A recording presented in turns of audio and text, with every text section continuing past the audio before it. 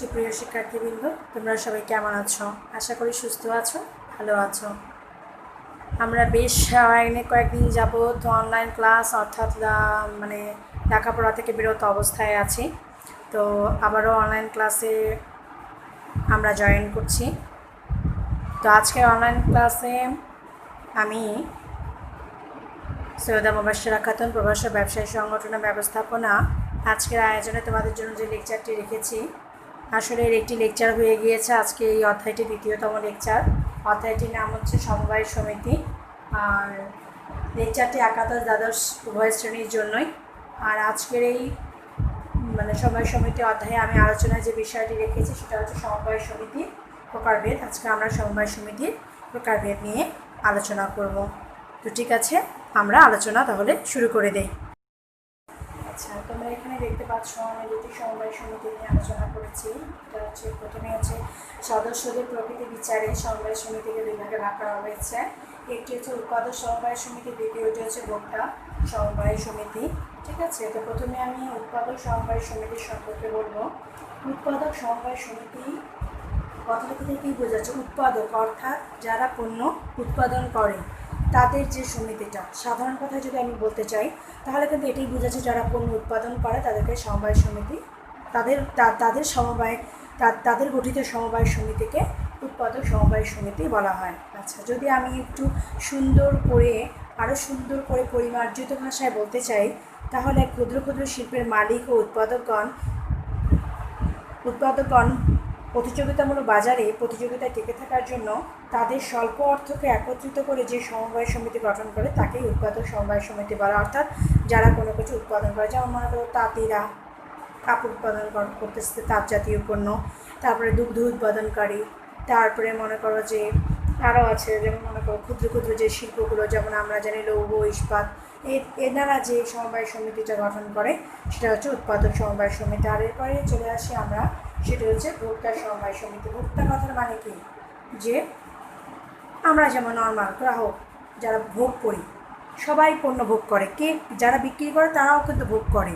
ঠিক আছে, তো এই যে আমরা যারা ভোক্তা, কোনো পণ্য আমরা কিনতে চাচ্ছি, ঠিক আছে, কম মূল্যে যেন আমরা পণ্যটি কিনতে পাই, এই আমাদের চাহিদা পূরণে যে ভোক্তারা নিজেরা মিলে যে সমবায় সমিতিটি গঠন করে সেটি হচ্ছে ভোক্তা সমবায় সমিতি। আচ্ছা, আর একটু ডিটেলস ভাষায় যদি বলতে চাই সুন্দর করে, সেটি হচ্ছে যখন কোনো বিশেষ পণ্যের বা কতিপয় পণ্যের ভোক্তাগণ মধ্যস্থ ব্যবসায়ীর মুনাফার শিকার না হয়ে কম মূল্যে, অর্থাৎ মধ্যস্থ ব্যবসায়ী অর্থাৎ মানে কি? মাঝখানে মধ্যস্থ ব্যবসায়ী মানে কি? অর্থাৎ পাইকারের থেকে সরাসরি যেন ভোক্তা পায়। মধ্যস্থ ব্যবসায়ী বলতে মাঝখানে তোমার পাইকাররা বোঝাচ্ছে, মাঝখানে খুচরা ব্যবসায়ীকে বোঝাচ্ছে। অর্থাৎ পণ্য উৎপাদন হবে ডিরেক্ট যেন ভোক্তা পণ্য ভোগ করতে পারে। ঠিক আছে, শিকার না হয় সেক্ষেত্রে বলা হচ্ছে যে মধ্যস্থ ব্যবসায়ী শিকার না হয়ে কম মূল্যে জিনিস কিনতে চান যখন তাদের চাহিদা পূরণে যে সমবায় সমিতি গঠন করা হয় সেটাই হচ্ছে ভোক্তা সমবায় সমিতি। ঠিক আছে, এরপরে আমরা আরও কয়েকটি সমিতি নিয়ে আলোচনা করব। সেটা হচ্ছে উদ্দেশ্যগত দিক বিচারে সমবায় সমিতিকে কতগুলো ভাগে ভাগ করা হয়েছে, এবং সাংগঠনিক স্তর বিচারেও সমবায় সমিতিকে কতগুলো ভাগে ভাগ করা হয়েছে। এবার আমরা সেগুলো নিয়ে আলোচনা করব। এবারে চলে আসি উদ্দেশ্যগত দিক বিচারে সমবায় সমিতিকে কয়েকটা ভাগে ভাগ করা হয়েছে। এর মধ্যে প্রথমেই হচ্ছে ক্রয় সমবায় সমিতি, তারপরে হচ্ছে বিক্রয় সমবায় সমিতি, ঋণদান সমবায় সমিতি, সমবায় ব্যাংক, বীমা সমবায় সমিতি, বহুমুখী সমবায় সমিতি, গৃহ নির্মাণ সমবায় সমিতি, সমবায় আবাসিক এলাকা। এবার আমি তোমাদেরকে ব্রিফলি আকারে প্রত্যেকটা সমবায় সমিতি সম্পর্কে একটু একটু করে আলোচনা করব। প্রথমেই আমি লিখেছি সেটি হচ্ছে ক্রয় সমবায় সমিতি। ক্রয় সমবায় সমিতি মূলত উৎপাদক সমবায় সমিতির সাথেই ক্রয় সমবায় সমিতি আসলে কথাটি জড়িত। হ্যাঁ, বিভিন্ন পেশাজীবী মানুষ যখন সমবায় সমিতির মাধ্যমে সংবদ্ধ হয়ে তাদের প্রয়োজনীয় পণ্য সামগ্রী সংগ্রহের জন্য ক্রয় সুবিধা গ্রহণ করে, অর্থাৎ যে শ্রেণীর মানুষ সংঘবদ্ধ হয়ে তাদের পণ্য সামগ্রী সংগ্রহের জন্য ক্রয় সুবিধা গ্রহণ করে, হ্যাঁ, তাকে ক্রয় সমবায় সমিতি বলে। ঠিক আছে, এরপরে চলে আসি আমরা বিক্রয় সমবায় সমিতি। বিক্রয় সমবায় সমিতি কথাটা থেকে বোঝা যাচ্ছে যে বিক্রির উদ্দেশ্যে যে সমবায় সমিতিটি গঠন করা হয়। আসলে গ্রাম্য কৃষক ও কুটির শিল্পের মালিকগণ তাদের উৎপাদিত পণ্য ন্যায্য মূল্যে বিক্রয়ের উদ্দেশ্যে মিলিতভাবে যে অর্থাৎ উৎপাদিত পণ্যগুলা যাতে সঠিক মূল্যে বিক্রি হয় সেই উদ্দেশ্যে বিক্রেতাগণ মিলিত হয়ে যে সমবায় সমিতি গঠন করে তাকে বিক্রয় সমবায় সমিতি বলে। অর্থাৎ উৎপাদনকারী ক্ষতির হাত থেকে যাতে রক্ষার উদ্দেশ্যে এই সমিতিটি গঠন করা হয়। এরপরে চলে আসো ঋণদান সমবায় সমিতি নিয়ে আলোচনা করব। এখানে ঋণদান মানে কি, যে এখানে ঋণ প্রদান করতে যে সমিতিটা গঠন করা হয়ে থাকে। মহাজন বা ব্যাংক থেকে ঋণ গ্রহণের পরিবর্তে কম সুদে নিজেদের সঞ্চয় হতে ঋণ গ্রহণের জন্য যদি পেশাজীবী মিলিত হয়ে কোনো সমবায় সমিতি গঠন করে তাকে ঋণদান সমবায় সমিতি বলে থাকে। যেমন নিজেদের সঞ্চয় হতে মানে কি, যে সবাই মনে করো যে যেমন আমরা সাধারণত এই জিনিসটা কিন্তু মহিলাদের ক্ষেত্রে দেখে থাকি, যে যে সমস্ত মহিলারা আয় করেন বা মহিলারা শুধু যারা আয় করেন তাদেরকেই শুধু বলবো না, এমনও মহিলা আছেন যে একটু টাকা জমাতে পারলে যেন খুশি হন। তখন তারা কয়েকজন মহিলা মিলে ব্যক্তিগতভাবে সিদ্ধান্ত নিয়ে নিজেদের আর্থিক সচ্ছলতা আনয়নের জন্য সমবায় সমিতি গঠন করে থাকে। ওই টাকাটা যাতে নিজেদের মধ্যে বন্টন করে নিজেদের বন্টনকৃত ওই টাকাটা সবার মধ্যে বন্টন হয়, যার ফলে যাতে তাদের আর্থিক অবস্থাটার কিছুটা সচ্ছলতা আসে, নিজেদের যেন স্বাবলম্বী বলে মহিলারা প্রমাণিত করতে পারে। সেক্ষেত্রে এই ঋণদান সমবায় সমিতিটি গঠন করা হয়ে থাকে। এরপরে আস্তে আস্তে সমবায় ব্যাংক। আমরা জানি বাংলাদেশের সমবায় ব্যাংক আছে আজিজ কোঅপারেটিভ সমবায় ব্যাংকের মধ্যে অন্যতম। নিজেদের প্রয়োজনীয় আর্থিক চাহিদা পূরণের লক্ষ্যে অনেকগুলো ক্ষুদ্র ক্ষুদ্র সমবায় ঋণদান সমিতি একত্রিত হয়ে যে ব্যাংকিং প্রতিষ্ঠানটা গড়ে তোলে, বোঝা যাচ্ছে যে নিজেদের প্রয়োজনীয় আর্থিক চাহিদা পূরণের লক্ষ্যে, মানে মনে করো যে সাধারণত ব্যবসায়ীরা বা বিভিন্ন সমবায় সমিতির সংগঠনগুলো মনে করো হঠাৎ করে তারা অর্থের প্রয়োজন, কারণ সমবায় সমিতি মানে কি, যে সমিতি থেকে কেউ লোন চাচ্ছে।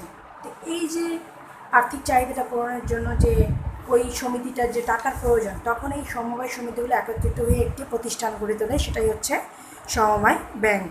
বীমা সমবায় সমিতির সদস্যদের বীমা সুবিধা প্রদানের লক্ষ্যে সমবায়ের ভিত্তিতে এটা ইজি কথা যে সমিতি গঠন করা হয় তাকে বীমা সমবায় সমিতি বলা হয়ে থাকে। এরপরে চলে আসতেছে বহুমুখী সমবায় সমিতি।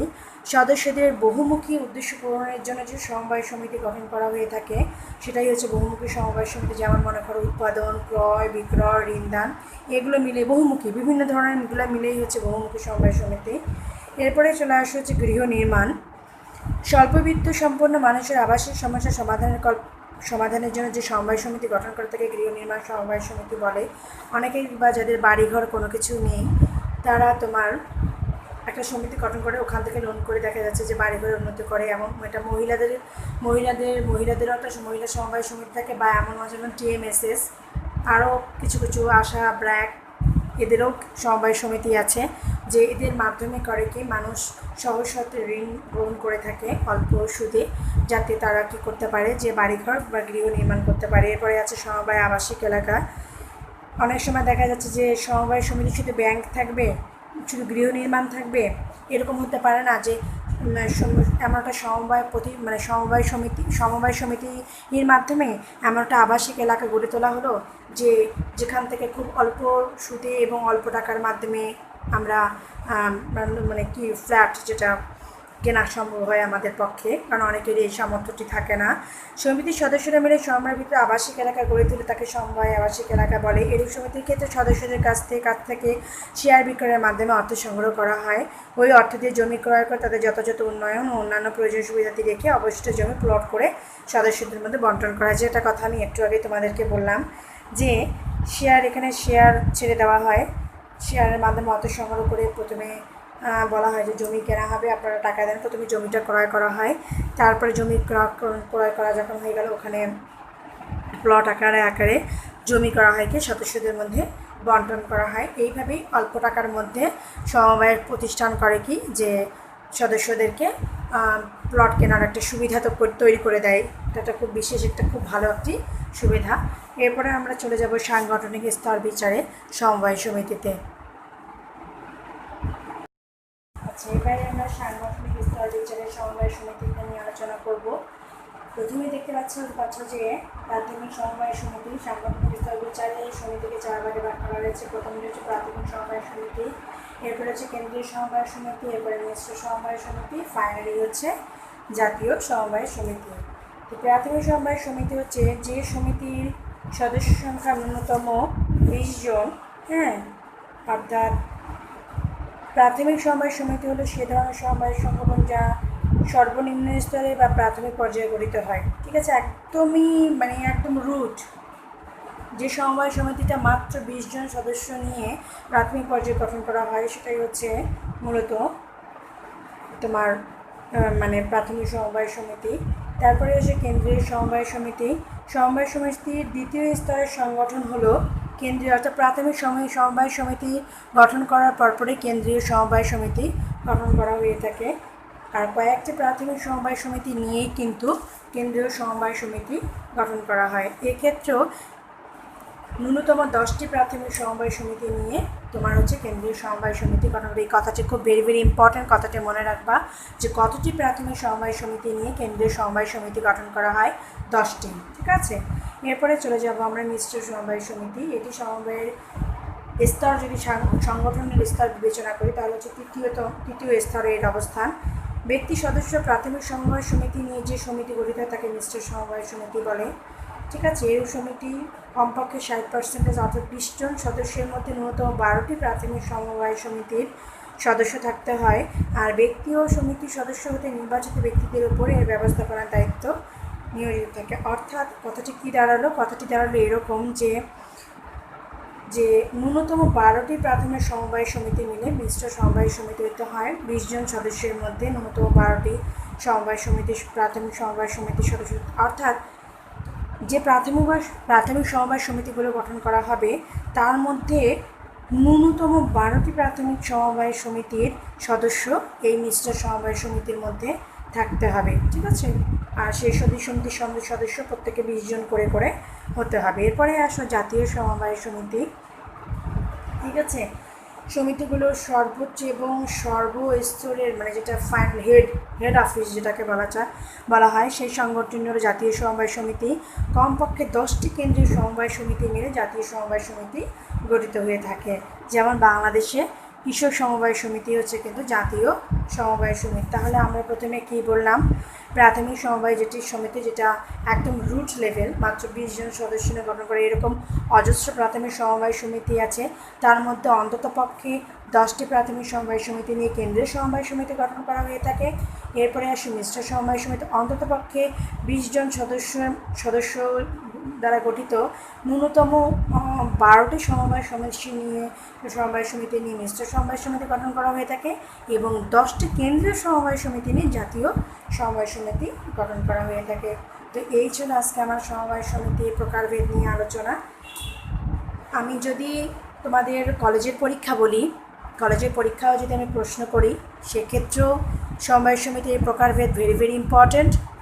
আর আমি তো অবশ্যই আলোচনা করব তোমাদের মেইনলি আমি এইচএসসি পরীক্ষাকে বেস করে। তো সেক্ষেত্রেও আমি তোমাদেরকে বলবো যে তুমি যদি সমবায় সমিতির চ্যাপ্টারের কথা বলো, সেক্ষেত্রে তোমার সমবায় সমিতি কাকে বলে, সমবায় সমিতির যে উপবিধিটা কাকে বলে, উপবিধি কত সালে, যেমন আমরা জানি সমবায় আইন 2001 সালে, সমবায় উপবিধি 2004 সালে দ্বারা বাংলাদেশ সমবায় সমিতি সমবায় সংগঠনটা গঠিত। ঠিক আছে, উপবিধি দ্বারা সমবায়ের মূল মন্ত্র আমরা জানি। এই যে কয়েকটি জিনিস, এবং যেটা ছাড়া প্রশ্ন হবেই না, সমবায় সমিতি থেকে প্রশ্ন হবেই। আর যদি হয় প্রকারভেদ থেকে তুমি নৈবিত্তিকই বলো আর তুমি সৃজনশীল প্রশ্নই বলো না কেন। ঠিক আছে, খুবই ইম্পর্টেন্ট একটা অধ্যায়, এবং অধ্যায়ের মধ্যে তার মধ্যে বেশি ইম্পর্টেন্ট হচ্ছে types of cooperative organisation. Types of cooperative organisation, এটা খুবই একটা তোমার গুরুত্বপূর্ণ একটি চ্যাপ্টার। সুতরাং গুরুত্বপূর্ণ একটি অধ্যায় এবং গুরুত্বপূর্ণ একটি চ্যাপ্টার আমি বলবো। খুব ভালো করে অধ্যায়টি পড়ে ফেলবে, কোথাও কোনো মিসিং রাখবে না। আমি বলবো যে আমি যতটুকু পড়ালাম, এটা তো আমরা ব্রিফলি ক্লাস হলে কলেজে হলে আরও ডিটেলস আকারে পড়াতাম আমি। তো যেহেতু অনলাইনে ব্রিফলি আকারে পড়ালাম, তারপরেও আমি মনে করি বইটির সামনে নিয়ে আমার লেকচারটি সামনে নিয়ে খুব সুন্দর করে পড়ে ফেলবে। আশা করি কোনো সমস্যা হবে না। আর সবাই আশা করি দ্রুত কলেজ করে যাক। হ্যাঁ, আমরা আবারও একে অপরের সাথে কথোপকথন করে যেভাবে আসলে কলেজ হওয়া দরকার সেভাবে যেন ক্লাস নিতে পারি, আমরা আল্লাহর কাছে রহমত প্রার্থনা করি। তো আজকে ক্লাস এই পর্যন্ত।